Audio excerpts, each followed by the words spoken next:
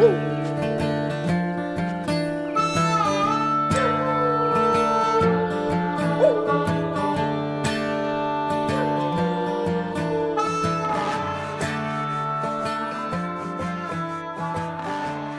everybody, welcome to episode 86 of the Go Get Outside podcast. This is your host, Jason Milligan. Welcome back. Welcome aboard. Welcome to the final episode of season 4.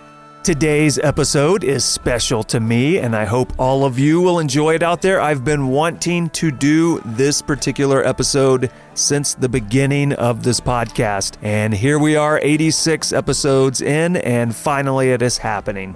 2010 was a big year for me. It's when I left my job, became self-employed. We founded Butcherbird Studios. I started climbing and leading. I got my open water scuba certification, got my first GoPro, surfed for the first time, did my first tandem skydive, and I hiked the West Coast Trail on Vancouver Island in British Columbia. And that is what today's episode is about. This is one story told by me and Steven Calcote, who you may remember from episode 57 of this very podcast, recounting our 6 days on the West Coast Trail in British Columbia. For me, this was a very seminal moment in my development in the outdoors, and I hope a lot of you will be able to identify and pull something from this episode. But before we get to that, let me tell you a bit about our sponsor, and a quick reminder to all of you that I do curate any sponsor request. I will not include a sponsor in this show if I don't think it's right for this audience, and I greatly appreciate any sponsor that helps make this show possible. So with that, let me tell you about Wild Woman Box. I'm sure a lot of you are familiar with the various subscription boxes available, and this box is curated for women who want to get out, get moving, and get shit done. Every month when you subscribe, a Wild Woman box shows up at your door full of cool gear you can put to use right away on a weekend hike, fuel to keep you going, and products to take care of your body after you've been out exploring all day.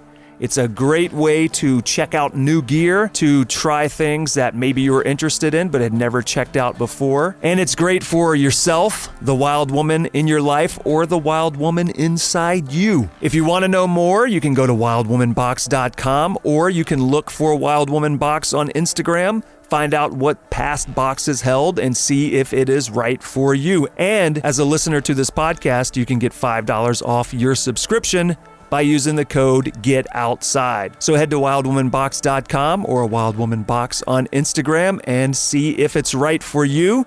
Thank you again to Wild Woman Box for helping make this show possible. And as we wrap up our 4th season here at the show, I want to thank all of you for listening, for sharing, for reviewing, and all the things you've done to help out this show. We will be back October 16th to start season 5. But now let's go listen to Steven and I tell you all about this seminal experience in our lives, hiking the West Coast Trail.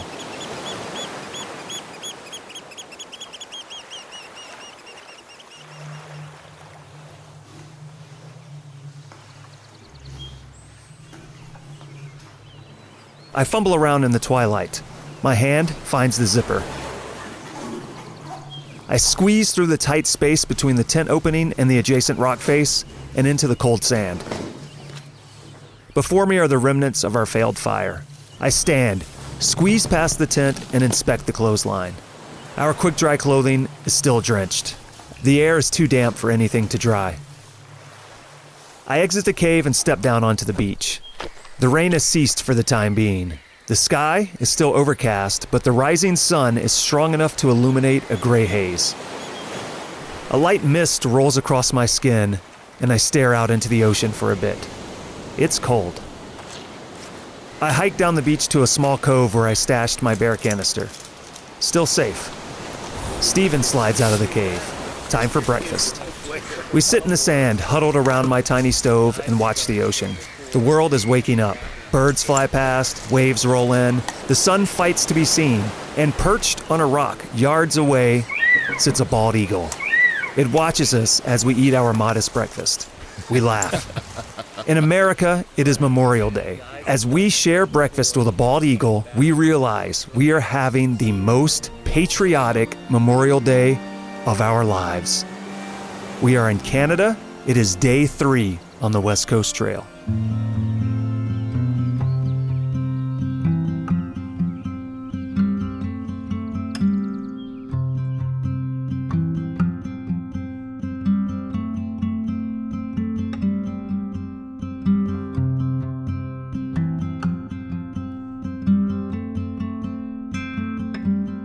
A few years ago, I realized my life wasn't headed in the direction I wanted. I was coasting. I had become complacent. When I imagined my life had I lived in centuries past, I liked to think I would have been an explorer, boldly trekking across newly discovered wild lands. Yet little in my present life lent credence to that thought.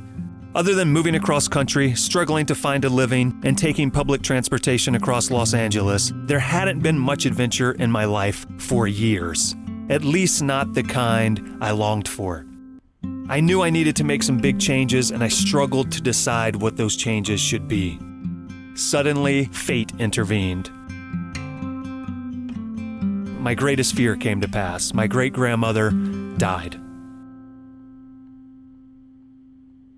She was an old Cuban lady who spoke very little English, yet somehow communicated with everyone despite that. Instead of her real name, everyone called her Mima, which essentially means mother. My family had lost its collective maternal figure. Nothing makes life seem more precious than death. Shortly after, I instituted several changes in my life, including ending an 8-year relationship with my then-girlfriend that was being held together by familiarity and convenience. It was time for big changes and time to evaluate my life. As I became more proactive in my choices, I found myself finding more successes in all aspects of my life, business and personal.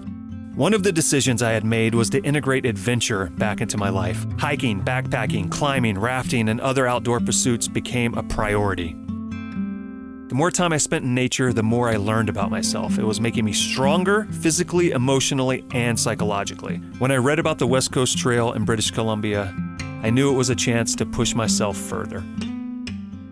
I actually don't remember. I believe it was Jason who found this trail that he was really excited about, called the West Coast Trail. I can tell you where I found it. Yeah, go ahead. So you know those adventure books, like 365 Days of Adventure or Adventures All Over the Globe in 200 pages or whatever. Oftentimes they devote 2 to 3 pages to an activity. In the back matter of one of the months was a very small description of the West Coast Trail, and I read about it and I thought, why are there like 2 sentences devoted to this? This sounds awesome. But it said ladders, suspension bridges, and hand-operated cable cars, and surge channels, and stream crossing. And I knew, like, okay, this sounds super cool. And I remember when you said ladders and cable cars, I stopped listening and I started imagining at that point. And it seemed the very much needed polar opposite of where we found ourselves, on a rutted path in an office environment that was going to be day after day of the same, with the same challenges and the known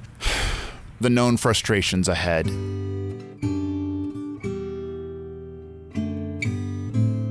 The last few years had been going well, but the time for drastic change was coming yet again. I decided to quit my job and embark on the path of full-time self-employment. But first, I would go to Canada. What better way to baptize a new path than the West Coast Trail? My friend and coworker Steven was also quitting for similar reasons and agreed to meet me in Victoria, Canada. Together, we would face the WCT before putting our individual professional lives back together. The West Coast Trail runs 75 kilometers, that's roughly 48 miles, down the western coast of Vancouver Island from Pachena Bay to Port Renfrew. It is known for brutal storms and a history of disastrous shipwrecks. An earlier version of the trail was known as the Life-Saving Trail. Its purpose was to give survivors washed ashore a solid chance of making it to civilization alive. Now, it's a week-long backpacking challenge for those who want to experience beauty and hardship in the Canadian wilderness. The descriptions I read of the WCT excited the adventurer inside me. Suspension bridges, miles of mud pits, hand-operated cable cars, surging tides, river crossings, dozens of tall ladders, rocky beaches, and unpredictable weather. I knew the trail would be both fun and miserable. I expected both. My secret hope, although, was for an epiphany along the way.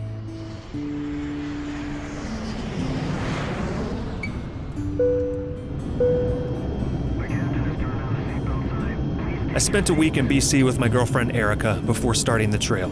The weather had been typical for the region, wet. No day passed without some rain.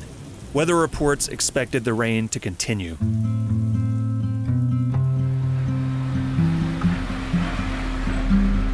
So Vancouver's this incredibly beautiful city.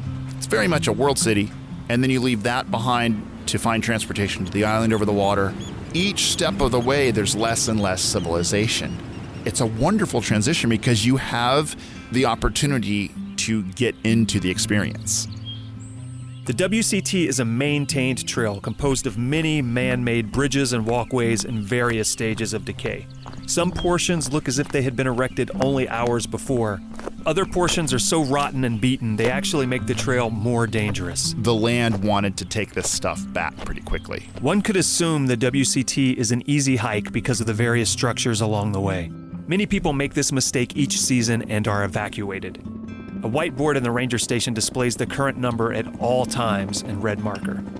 During orientation, it is repeatedly stressed that the trail is intended only for experienced backpackers. One forewarned, if it keeps raining like this, it'll be the toughest trail in North America.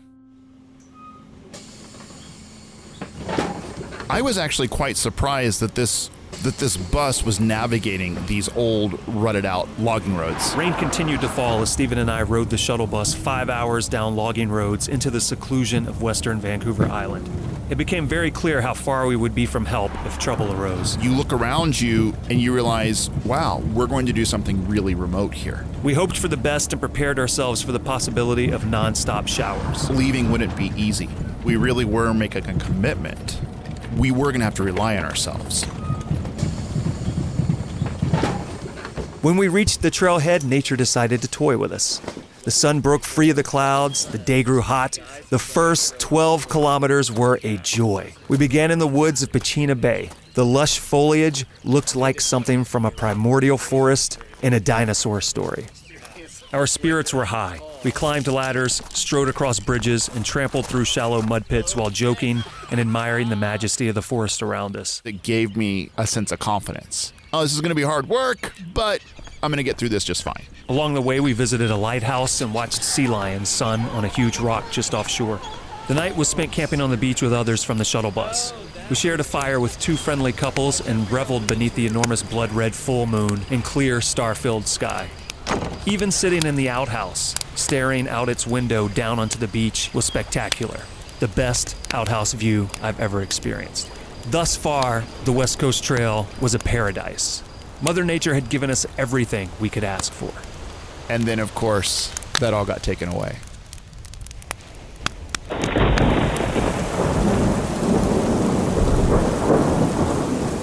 The next 4 days were filled with rain. On occasion, we would be blessed with light sprinkles, but the rain would rarely cease. Having begun in Pechina Bay, we knowingly started at the easier part of the trail. It would grow harder each day, and the rain would compound some difficulties. Everything on the WCT is slippery. The rocks, the walkways, the fallen trees known as blowdowns. I have never been somewhere where I could trust my feet so little.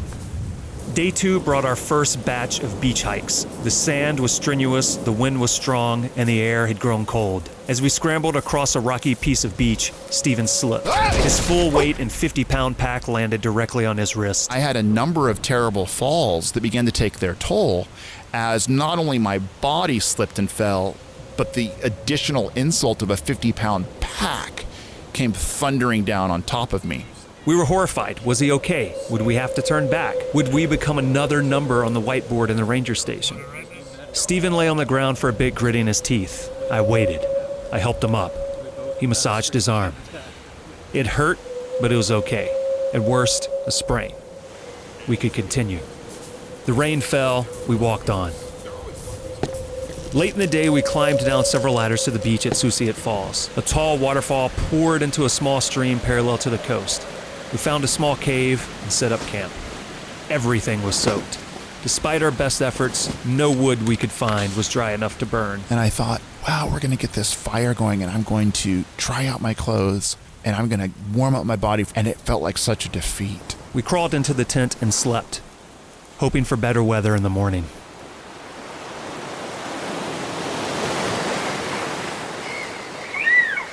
Day 3, Memorial Day. The breakfast with the bald eagle rose our spirits. I realized I'm looking at an apex predator. You think about that, making eye contact with the bald eagle as you're eating breakfast 10 feet away. And that was a moment where I felt like it was all right, like things were going to be okay. As a running gag throughout the day, we sang patriotic songs, often laughing at how difficult it was to recall some of the lyrics. We didn't know it yet, but this day would be the most important of all. The trail was growing tougher and the weather was not improving. We would occasionally meet hikers coming from the opposite direction, those who started from the tougher end, our ultimate destination. They were rarely smiling and often ranting or cursing their soaked Gore-Tex. Everything gets wet after 4 days of constant rain. Our first great surprise of the day was an enormous fallen tree trunk where a bridge should be, the river rushing past it on either side. We forded it carefully and continued. Later, we would lose time on a nearly impassable rocky outcropping on the beach when I insisted we continue because I was trusting the map over my own eyes. Steven nearly lost his pack in a surge channel. The rain continued. We arrived at Nitnat. The Nitnat Narrows is a wide, deep river falling around kilometer marker 33. The only way to continue is to catch a small boat that operates specifically for ferrying hikers across.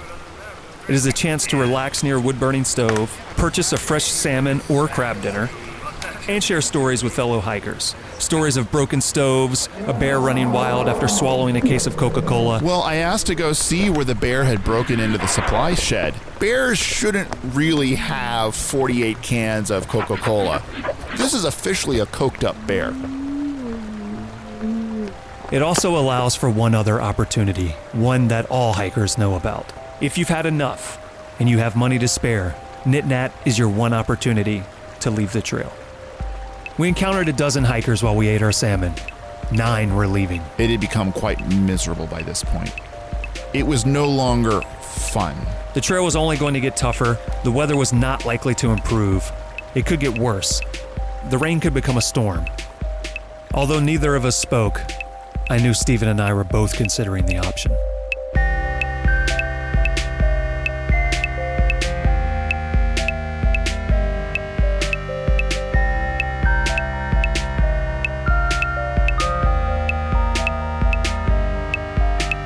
I think this is important to stress. It's not like we would try to figure out some impossible evacuation scenario at that point. It was dangling in front of us. It was already arranged. These people were pulling the ripcord. And 75% of the people there were choosing that option. And yet, still, I didn't say anything to you.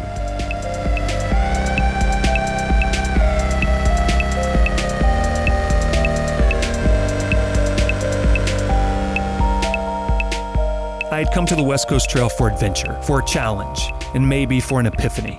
I had found the first 2. The third was ever elusive.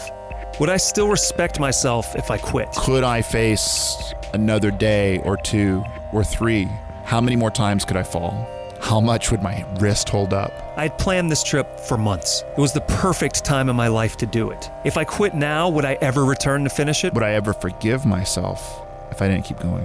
What would I gain by quitting? Only immediate psychological security and an opportunity for warmth, for dryness, for comfort. And the moment that you give up the need to be comfortable, a whole new world opens up to you. Steven and I never mentioned quitting to each other. It was as if speaking the words would imbue them with a power we couldn't defeat. I didn't want to infect our spirit with this possibility that we wouldn't go forward. To openly consider quitting was inviting failure. To make it the remaining 40 plus kilometers would require a fortitude we could not muster if we considered defeat. I imagined how I would look back on things if I didn't complete it. I didn't want to face that version of myself.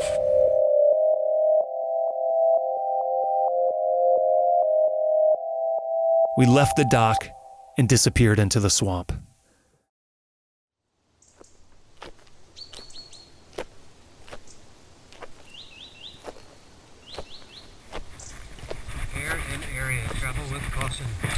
I remember thinking, I'm making too big a deal about this. This bear wants nothing to do with people. I'm sure that I'm just imagining things. And within a mile of leaving that shack, right in the middle of the trail, was a giant green pile of bear shit. As much as like there was a somber air in this area, there's also this funny bear story going on side by side. But it took my mind off of the rain.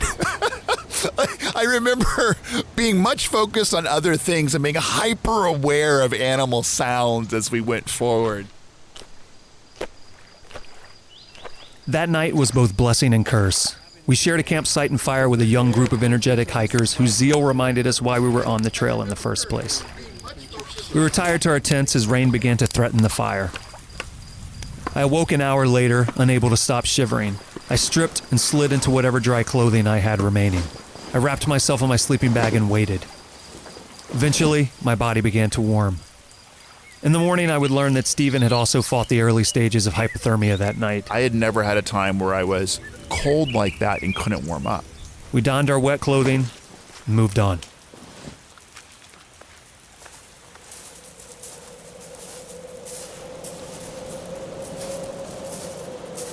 It was time to see if we had made the right choice at Nitnat.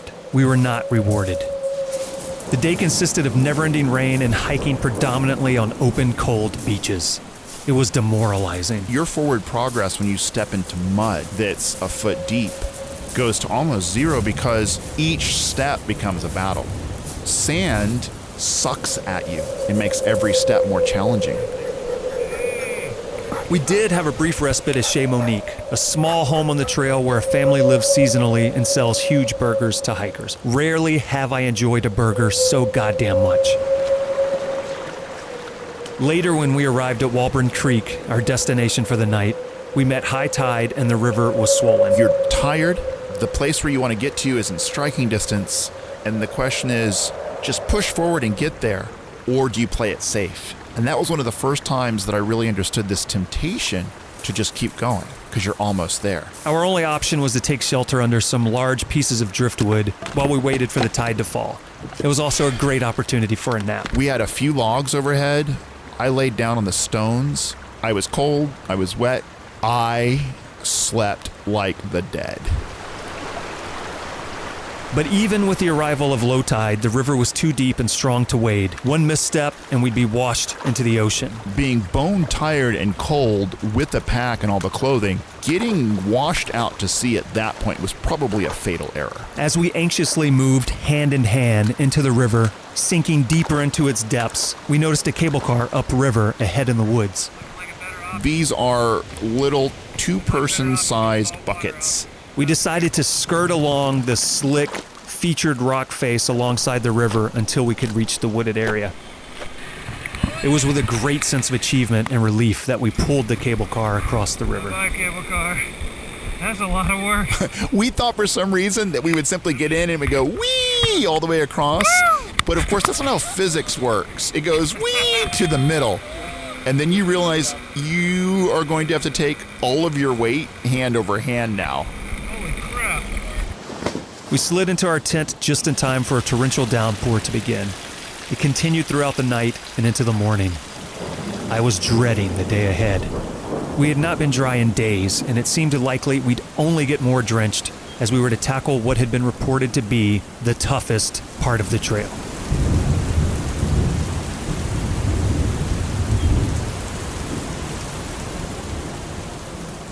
I awoke just before the sun. It was still pouring. I unzipped the rainfly, aimed into the downpour, and emptied my bladder. No point getting soaked before I had to. I slid back into my mummy bag and closed my eyes. Each time I awoke, I hoped the rain had stopped. It hadn't. Eventually, I fell into a deep sleep. I was floating down a dark Los Angeles street, the only light from street lamps.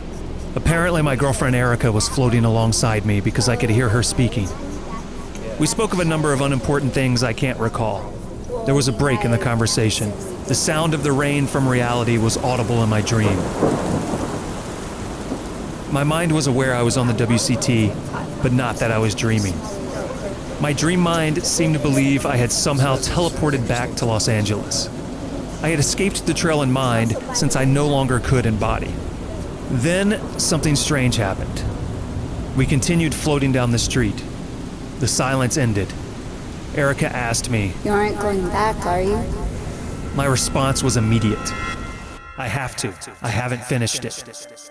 My eyes shot open and a chill ran through my body. I felt this weird sensation as if some secret of the universe had been revealed to me. My mind had tried to escape, but my subconscious forced it to return. There had been a battle in my head, and I had won. It wasn't the sort of epiphany I was hoping for. I was hoping for a surge of brilliance to wash over me and illuminate the best choices for my life ahead. Some sort of roadmap to the future. This was something different.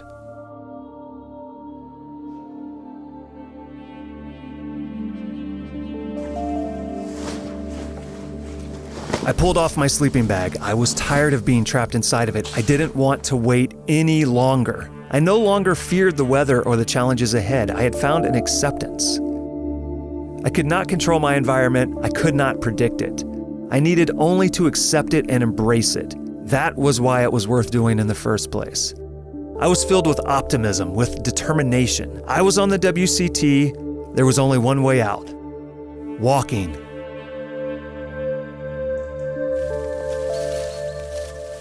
Day 5 was the most physically demanding. The ladders were the tallest yet. One pair was over 20 stories. The mud was at its deepest.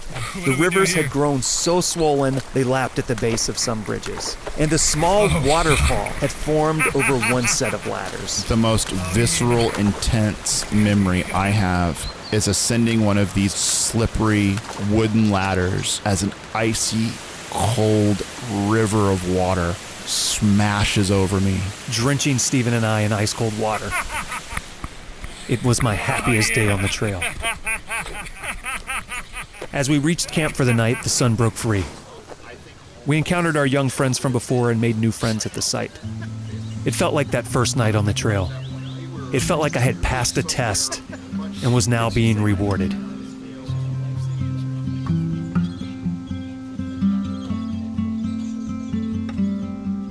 It's interesting the number of times I've begun a sentence with, Jason, you're going to be mad at me, but... And so what you asked was, you said we have to stop because I need to eat one of my dehydrated desserts because I'm completely out of snacks at this point. I had elected to bring a dessert for every meal, but I had not brought enough snacks.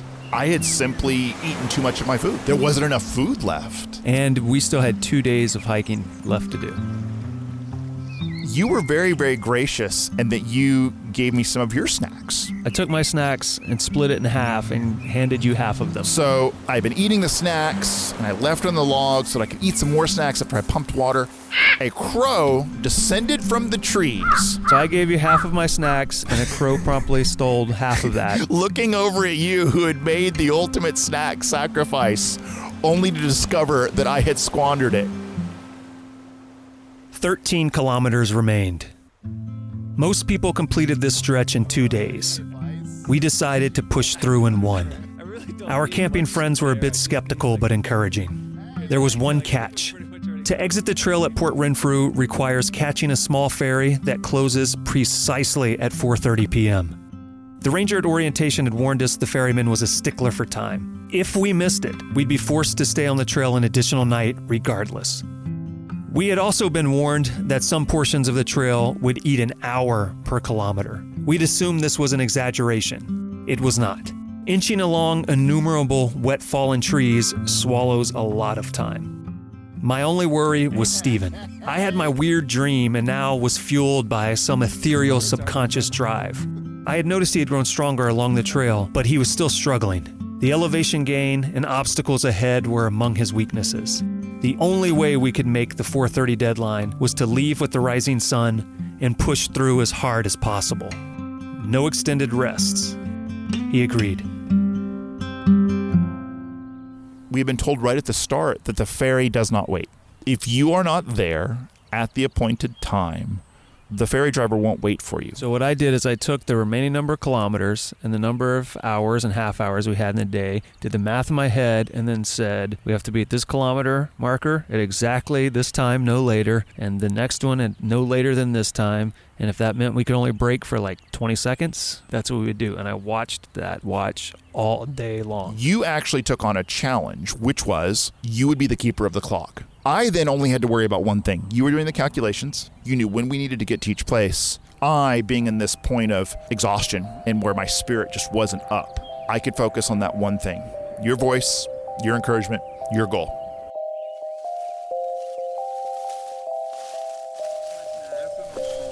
The weather improved. It rarely sprinkled. I tried to keep us on schedule, constantly running math through my head as we passed each kilometer marker. I pushed Steven as hard as I could, but hopefully not so hard as to be discouraging. We spent hours traversing endless blowdowns, rock hopping, and encountering more of what we'd seen before. Then, the terrain sloped upwards and the march up into the woods began. As we passed each marker, I was amazed to see we were perfectly on schedule. If we kept the same pace, we could make it just in time. The elevation continued to increase. We were getting close. Then, I heard it. A sound I'd heard a few times each day. The sound of Steven slipping. This time, it was ominous.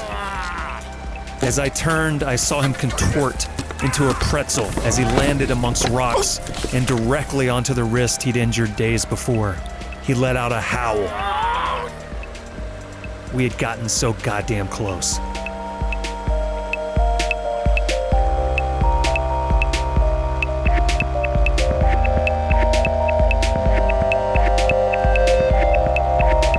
And I put my foot down, the ground slipped beneath me. It was a downslope, and I slipped, tripped, and tumbled and found myself beneath my bag. One leg was behind me, another was in front. I was like a pretzel. He lay twisted in an odd shape, lying face first on the ground for what seemed like eternity. I honestly didn't know if I'd broken anything. I felt guilty. Had I pushed too hard? I felt concerned. Was he okay? I felt anxious. Could we still make it in time? And I was really aware of that clock. I was upset as much as I was hurt, especially being so close. Because after all this, was I going to force us to miss that ferry? He slid out of his pack and massaged his forearm. I watched. He gritted his teeth and shook his arm. I waited. He screwed up a smile. I think it's okay. We had developed a shorthand for communicating that day. I would ask how he was doing. He would reply, Good. Or, Step by step. I looked at his arm. I watched him put on his pack. How you doing? Step by step.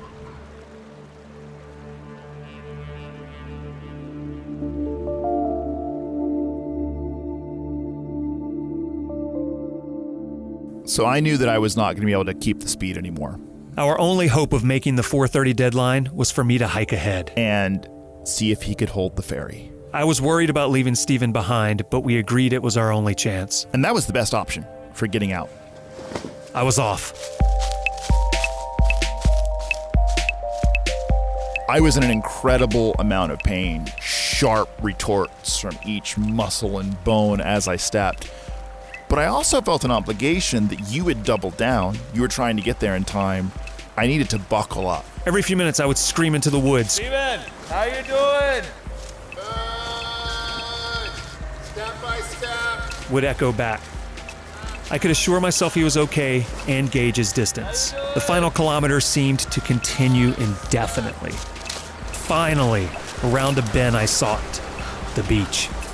I ran to a tree at the edge, grabbed the rope, and yanked the buoy into the air to alert the ferry on the other shore. It was 4:28 p.m. I had made it. Then I noticed a small boat receding from me. The captain never looked back.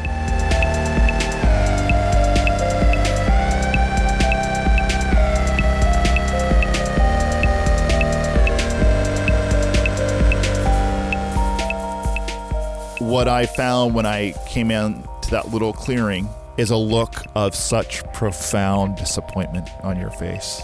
The moment when I ran down there and grabbed the rope on the buoy and dropped to the ground and pulled up felt amazing.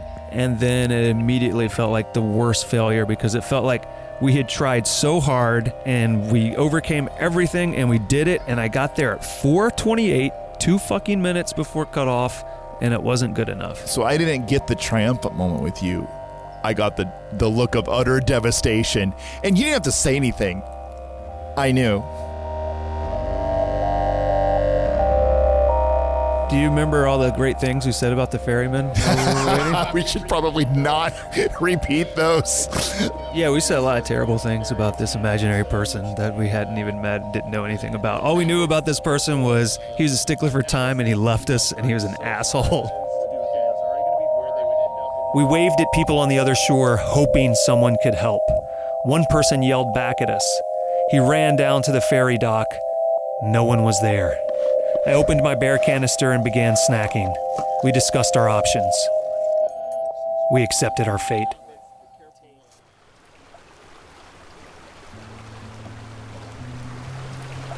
No, that can't be. Wait, it might be. Oh my God, that's our... A small object appeared on the water, approaching us. It grew larger. It was a boat. It was 5 p.m. The ferryman had left the dock earlier to help some children at a nearby school and decided to check back afterwards to see if any hikers were waiting. Just the biggest feeling of relief. Turned out he was so nice. So nice. We had heard how he's a stickler for time. We had decided he was a huge asshole, and then he showed up and he was so nice. West Coast Trail, whenever we figure out a surprise. Within 30 minutes, victory had been stolen from us, but only long enough so that we could truly appreciate it. As we arrived on the other shore, another surprise awaited us. The shuttle back to Victoria was still there. It was behind schedule because of a new driver. Luck again. What stands out in my head and eradicates everything else is the fact that we made the ferry. I had forgotten this. Yeah, because this driver's apologizing because he's running so late and everybody else is grumpy and mad at him. And you and I are so thankful because this dude is still there and we're not going to have to wait 2 days to get back to Victoria. As we unloaded the bus in Victoria, some familiar voices called out to us. We had often wondered about the fate of the two couples we had shared the first night with. Here they were, coincidentally passing the bus depot just as we had arrived. The West Coast Trail was still surprising us even hours after we left it. When I think back to the wretched weather we had on the trail, I am thankful. Others have done this trail and been welcomed with a week of sunshine and good times. It's still to this day one of the most challenging things I've been through physically and mentally. But I can't help but think Steven and I gained so much more. Because I overcame that, it told me without a doubt that I could always overcome it in the future. Because nature pushed us nearly to our breaking points and taught us lessons you can't learn elsewhere. I think I've been more confident ever since the West Coast Trail. There's something private inside of me, this feeling of being personally tested. Yeah, you were really important, Jason, in how you helped me pull through, but I still had to do the work. And I still had to show myself that I could get through it. That may be the great value of being outside, of getting outside, right? That the hope is that you encounter a true and fundamental version of yourself that you can use as a great source of power in your everyday life too, because you know yourself better. I've seen the mighty ocean slap the rugged shore. I've seen the seagull flying and watched the eagle soar. I've heard the wind blowing among the balsam fir, knowing this is part of Canada and I'm a part of her. All right, everyone, thanks for a great Season 4. See you October 16th. You know the drill. Head to our website, gogetoutside.com. Look for this, episode 86, about the West Coast Trail. There you'll see links if you're interested in hiking this trail and photographs from when Steven and I did it 9 years ago. Send us an email if you want to get in touch with us here at the show. Go at butcherbirdstudios.com or send us a voicemail or text, 818-925-0106. And please head to your podcast purveyor of choice, subscribe, rate, review the show, share it with someone who might enjoy it. And now is a great time to re-listen to those episodes you really enjoyed in the past or check out those that you missed. Thanks again to Wild Woman Box, and a reminder to all of you, if you go to wildwomanbox.com and use code GETOUTSIDE, you can get $5 off of your subscription. This episode of the Go Get Outside podcast was produced, recorded, and edited by me, your host, Jason Milligan. Additional help was provided by Griffin Davis and Steven Calcote. And as always, this episode has been brought to you by Butcherbird Studios. And yes, I realize that this song is about Newfoundland and not British Columbia. So please don't write in with that factoid. Thanks again for a great season. We'll be back October 16th with Season 5. See you then. There's peace and quiet wherever you roam. Now is it any wonder I chose her for my home? I've been to Quebec and Ontario with riches on every side. BC and on the prairie where the land is flat and wide. I've been to the Maritimes with scenery so grand, but none can take the place of my Isle of Newfoundland. Her water is unpolluted and so is her air, while one tastes like wine and the other's crystal clear. There's peace and quiet wherever you roam. Now is it any wonder I chose her for my home?